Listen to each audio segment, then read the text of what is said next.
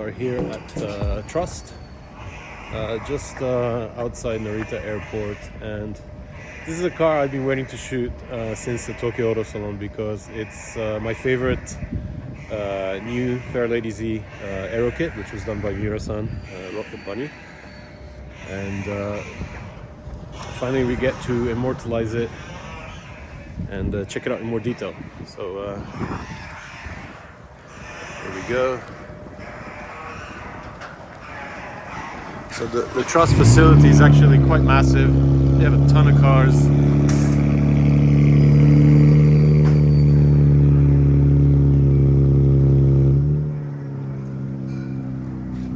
And as you can see, this is actually the factory. This is where they develop parts and build cars, and where we come to shoot.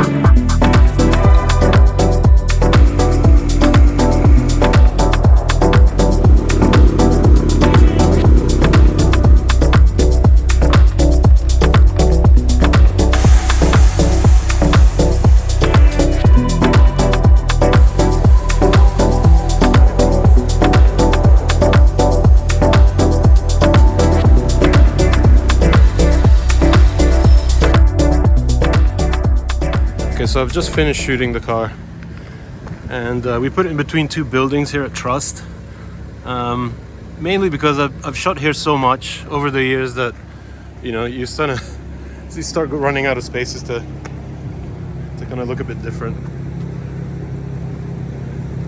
But basically, I wouldn't say it's the same recipe. I mean, it is, but it's basically a different design of fender. So there's a very evident kind of square top line to it, both rear and front, and because of that, just like Miura-san did for the GR86, it gives a total different look to the over fender and how the car is widened. And possibly the most controversial part of this kit is definitely the bumper. It's very pointy and it really comes out a lot. So when I did the little story on Speed Hunters about the Fairlady Z's from Tokyo Auto Salon, a lot of people pointed that out, that it's maybe too long and they should have a second version of a bumper that doesn't really protrude that much. And just like on the Velside Fairlady Z, there's a very large ducktail spoiler, which really finishes off the car quite well. It really gives a nice kind of like ending to the tailgate area. Completes the car beautifully. So this is just a show car, obviously, so no tuning has been done to the engine. They're still in the midst of developing their parts here at Trust, as most tuners are around the world. And this car actually sits on airlift suspension. You can see the controller in there. So it's running the Bride seats, but it's the Edrib brand, so it's basically Bride or Brido written the other way around. It was initially for like import cars, but you see these fitted on all sorts of JDM cars these days. So this is a manual car, and I would really like to see how Trust slowly develops this car, and especially the engine, and see how much power they can get out of this 3-liter twin turbo. I know in the States they're pushing 600, 700 horsepower, guys like AEM. So I would love to see the JDM side of things to kind of catch up and potentially do better. But, you know, concentrate on response and actual drivability instead of just power for drag racing. But we don't really do that kind of stuff here in Japan anymore. So one thing I just noticed is that the wrap actually ends where the blacked up section of the stock rear bumper begins, so it maintains that kind of divide. So there's a bit of contrast and it kind of tucks into proportions nicely. And there's some nice finishers here there for the exhaust so that the plastic doesn't overheat and eventually or potentially melt. But that is a serious looking rear end. That's some serious girth right there. And if you look to this side, that's a Ferrari 296 GTB, which I'm driving now, but we'll do another video on that. So I love the fact that they went for some Workmeisters. It's been a while since I've seen this wheel used on, you know, a new car, a new build, and they've chosen Michelin Pilot Sports. Interesting choice, being in Japan. That, you know, you would expect Japanese manufacturers to be #1 choices when it comes to that, but it really gives a unique look and feel to the car, and especially the back here. I mean, this lip is insane. Check this out. I literally put my whole hand in there. Ducktail at the back, and we have a very complete, very aggressive looking new Gen Z.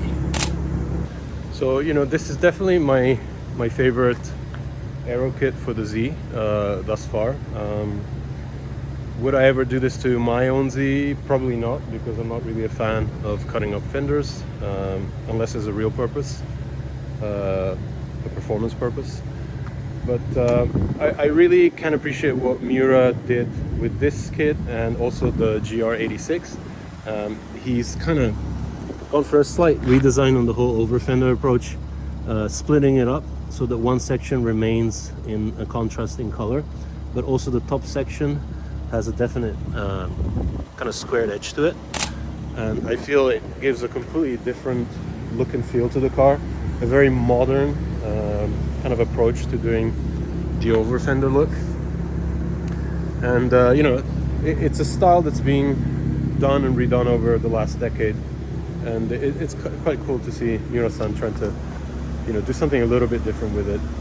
You know, there's not much you can do with such a simple recipe of widening a car with 4 over fenders, but it's nice to see creativity kind of push design and what he's able to do with the cars. And yeah, I'm just kind of waiting for companies like Trust and other tuning parts manufacturers here in Japan to kind of catch up to what the Americans are doing with the VR30. They've already got replacement turbos from companies like AEM pushing 600-700 horsepower. So you can definitely have a lot of power on a rear-wheel drive chassis like the Z, but this Ferrari 296 GTB that I'm driving for the weekend, that has 830 horsepower and it weighs 1,400 kilos, and it's just so much power.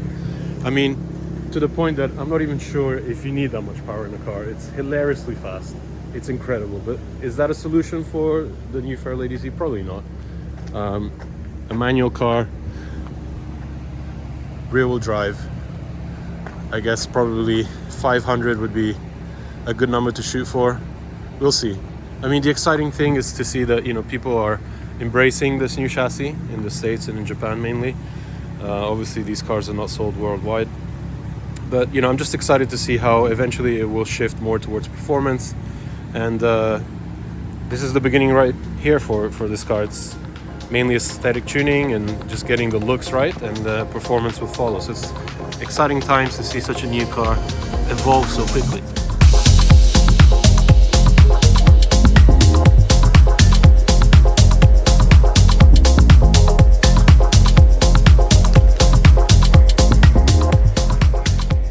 Okay, so to end the shoot today, I couldn't pass up the opportunity of putting these two